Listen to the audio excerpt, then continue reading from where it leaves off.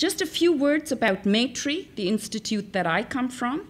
We are a private foundation. We're dedicated to reducing poverty and inequality in Canada, and we focus on a great deal on working with immigrants and diversity and migration, because our foundation believes in principle, Canada will never prosper unless its immigrants and refugees prosper alongside it.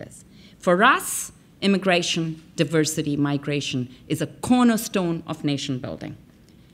Foundation takes a very practical approach to its work. We tend not to complain. We tend not to be aspirational. We always get to action, and we will be talking about that a little bit more. Coming back to the cities that are in this room, I want to acknowledge what binds us together, what sets us apart. Let's start with all the Europeans in the room, the majority. Whilst one does not think of Europe as a historical migration destination, in fact, in my view, it has a very intimate experience with it. Think of the Vikings, then the Anglo-Saxons, the Romans, the Huns, all the others who have passed through various regions of Europe, and some have stayed behind and taken root. Then there's the diversity that comes from your history as post-colonial societies. Brick Lane in London, parts of Marseille, the large sections of Brussels which pulsate to a different historical beat. And today, regardless of where you are in Europe, but as members of the EU, migration is being built into your DNA. Germany, I understand, has overtaken Canada, Australia, and the UK as the second largest destination for permanent migration. In contrast, the other states in the world, Canada, Australia, the US, and New Zealand, are more classic nations of immigration, where we have said to people, come to our countries, work hard, we will try our best for you. It is your children who will succeed. That's the narrative in these new countries of migration. This narrative is made so much more famous as written by Emma Lazarus, and you can find it if you go and visit the Statue of Liberty in the United States, where she says, "Oh, give me your tired, your poor, your huddled masses, yearning to breathe free." And so ingrained is this mythology in our immigration-migration narrative. As we are different, so is our discourse on diversity. When I say diversity, I mean one thing. When you say diversity, you mean another thing. So let's unpack this a little. In the US, to begin with, the civil rights movement and the hard-fought battle for African Americans is the foundational narrative. When they talk about diversity, they are mostly, not always, but mostly, talking about African Americans and their place in society. In Canada, our diversity discourse, even though it is far more grounded in our multicultural reality, which is large and significant, but even in Canada, when we talk about diversity, we're mostly talking about gender equity. Maybe we're talking about Quebec. In Europe, the diversity dialogue, and Europeans, forgive me, I'm an outsider, forgive me if I assess this wrong, I think your diversity dialogue is primarily about religion and possibly primarily about Islam. And in the UK, again, my perception is that diversity is actually more about race. In Australia and New Zealand, I suspect diversity is a construct that may be used to address the inclusion of Maori and Aboriginals. So let's acknowledge that when we talk about diversity, we're talking with a certain historical background that needs to be decoded.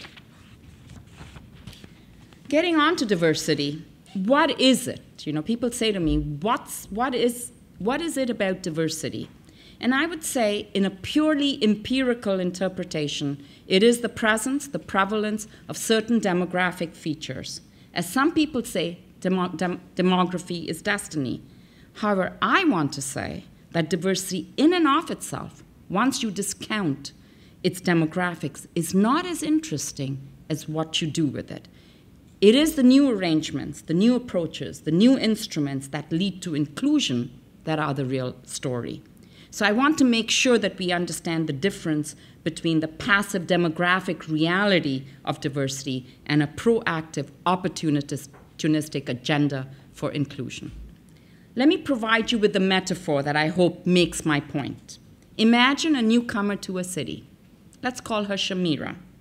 Shamira has chosen a city that is indifferent, possibly benign, even hostile to diversity. She is left to her own devices, her own luck, to find her way forward.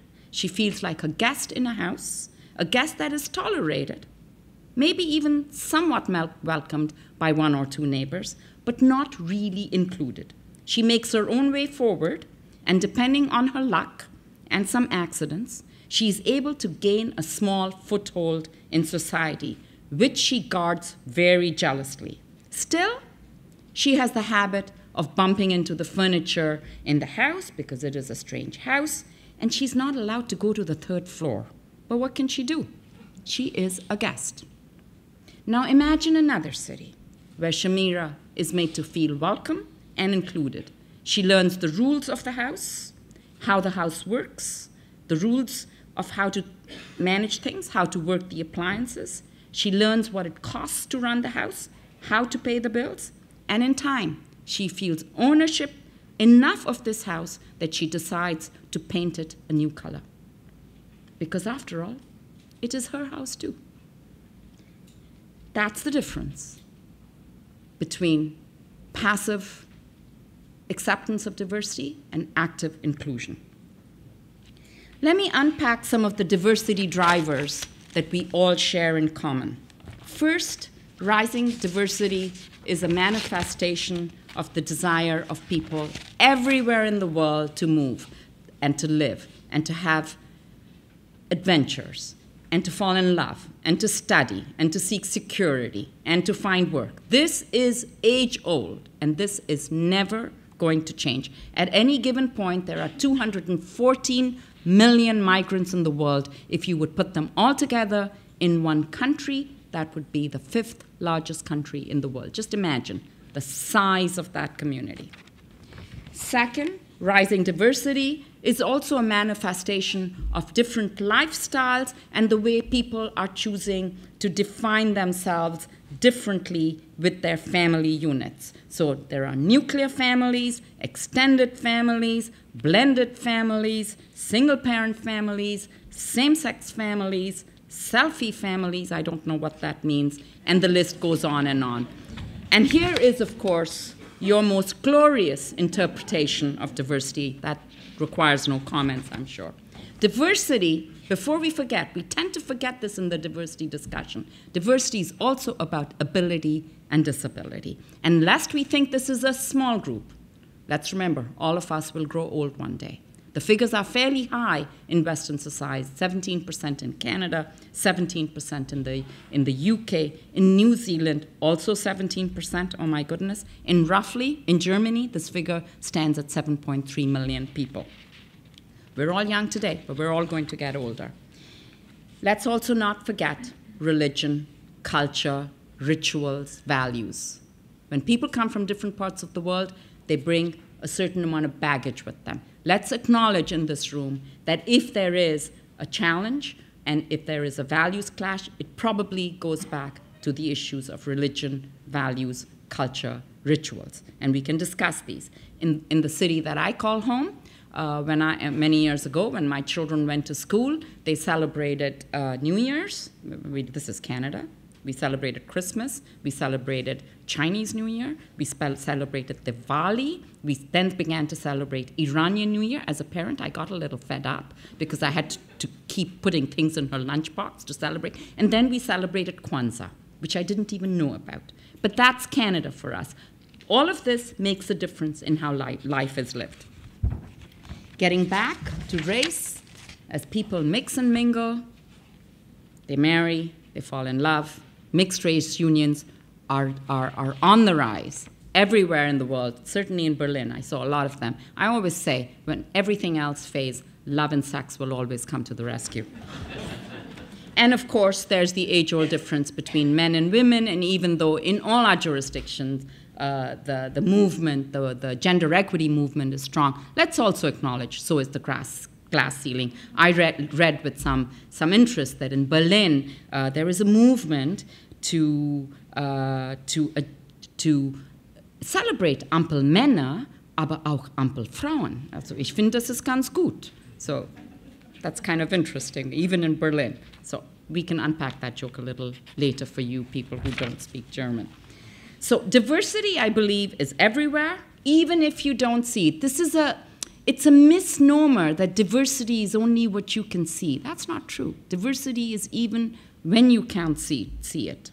So we're not even sometimes talking about diversity, but hyperdiversity, superdiversity, the hyperdiversification of diversity, and so on and so forth. And questions are asked, and these are reasonable questions, whether rising diversity represents a threat to freedom, whether extreme globalization on the one hand and extreme isolation on the other, communities choosing to live in isolation in cities where they've chosen to relocate themselves, where they are living in one place, but their hearts and minds are firmly in another place. What does it mean for here and now? There is no agreement on this question. Is diversity good? Is diversity bad? There is, let me give you both sides of the argument. There is the oft-cited work of Robert Putnam from Harvard, who found that high levels of diversity correlate to lower levels of trust and reduced indicators of social cohesion. But then, Harvard University again found compelling evidence, really compelling evidence, I don't have the time to unpack it for you, that diversity unlocks innovation and drives market growth. So which is it? Prosperity or isolation? I would say the truth probably lies on your intention. The answer is it depends. It depends on your intentions. Those who choose a proactive, progressive response are more likely to have cohesive societies that unlock prosperity.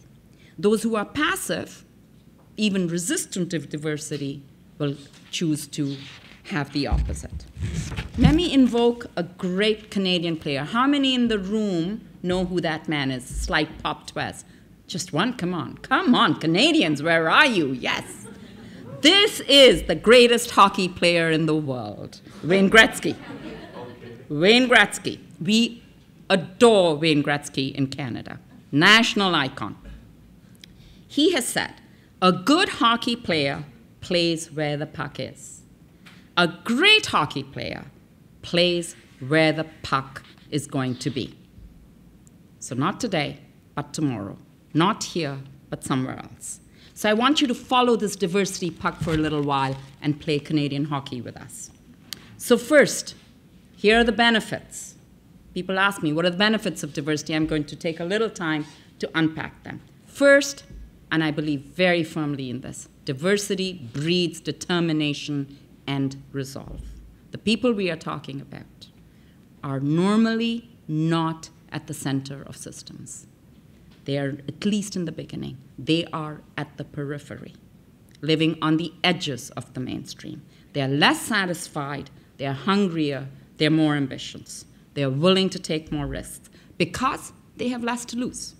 For those of you who are staying for the Cities of Migration conference, you will see the living proof of this in our closing keynote speaker, Einar Baldaz, who came to Germany as a cleaning lady and is now the owner of a multi-million-dollar international enterprise.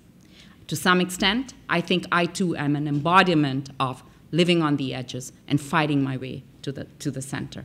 It gives you a certain drive and determination. Someone said to me as an immigrant in Canada, this was a family member who said to me, remember you are new to this country, and remember you'll always have to be twice as better as someone else.